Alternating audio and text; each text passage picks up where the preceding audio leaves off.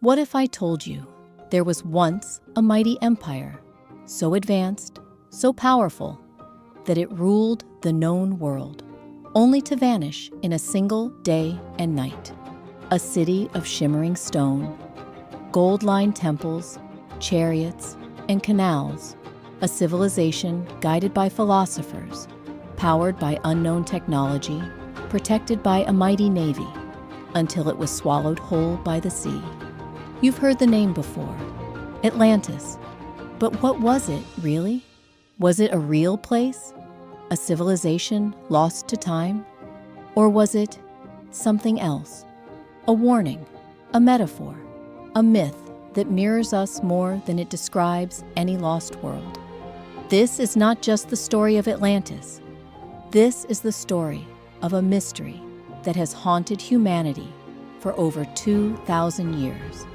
The only reason we even know about Atlantis is because of one man, Plato, around 360 BCE. The philosopher wrote two dialogues, Timaeus and Critias, in which he describes a powerful island civilization beyond the Pillars of Hercules, today known as the Strait of Gibraltar.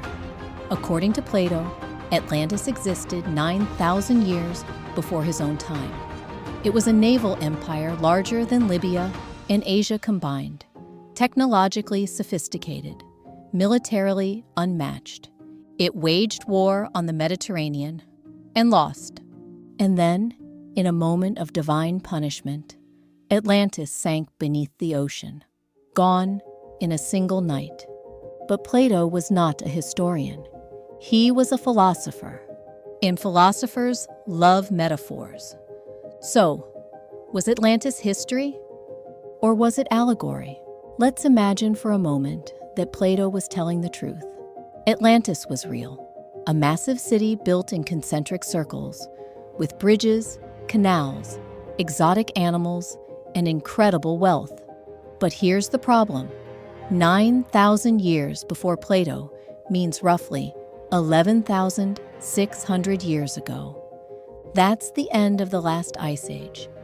According to modern archaeology, there were no civilizations like that at the time. No temples, no cities, just scattered bands of hunter-gatherers. So if Atlantis was real, it would rewrite everything we know about history. And that, perhaps, is why so many have looked for it.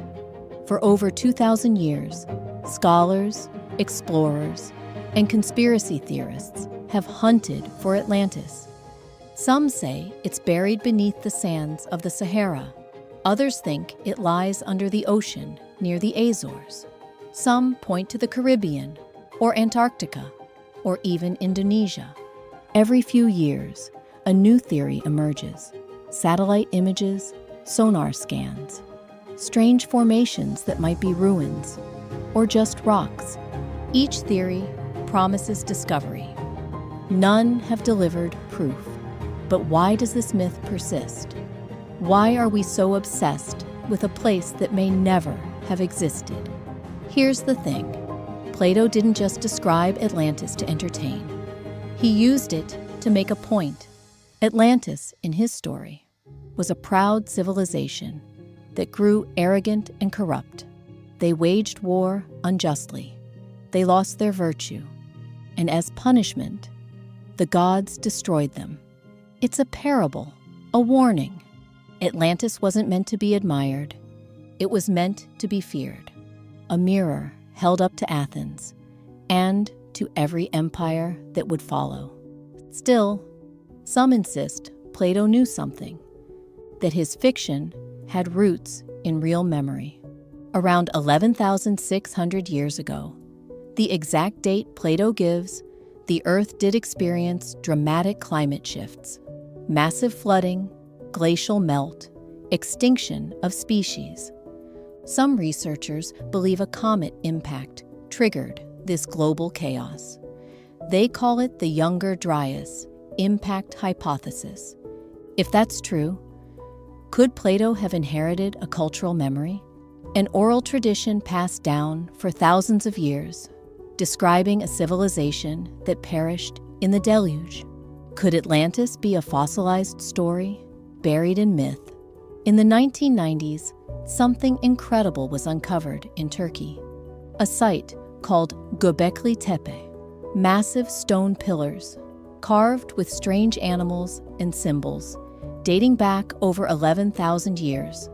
That's thousands of years before the pyramids, and it suggests that complex ritual culture and perhaps civilization existed far earlier than we thought. No, Göbekli Tepe isn't Atlantis, but it proves that human history is deeper, older, and more complex than we've imagined. Maybe Plato didn't invent Atlantis.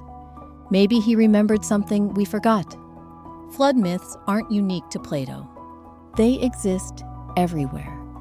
The Epic of Gilgamesh tells of a great flood sent by gods to cleanse the earth. The Bible speaks of Noah. Hindu texts speak of Manu.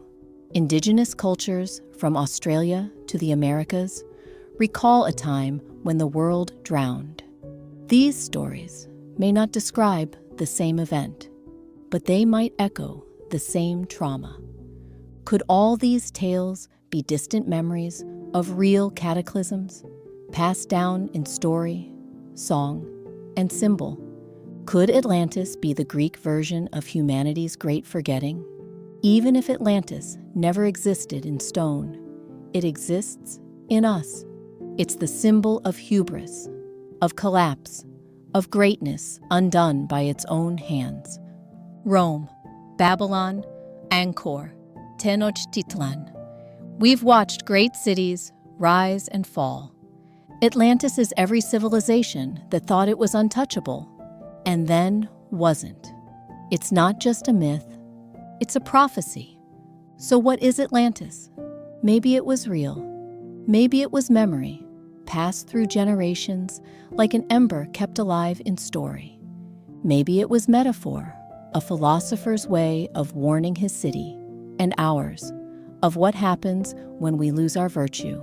Or maybe it was both, a story rooted in truth, watered by imagination, grown into legend. We may never find Atlantis on a map, but maybe that's the point. It was never meant to be found. It was meant to be remembered. Atlantis isn't a place, it's a question.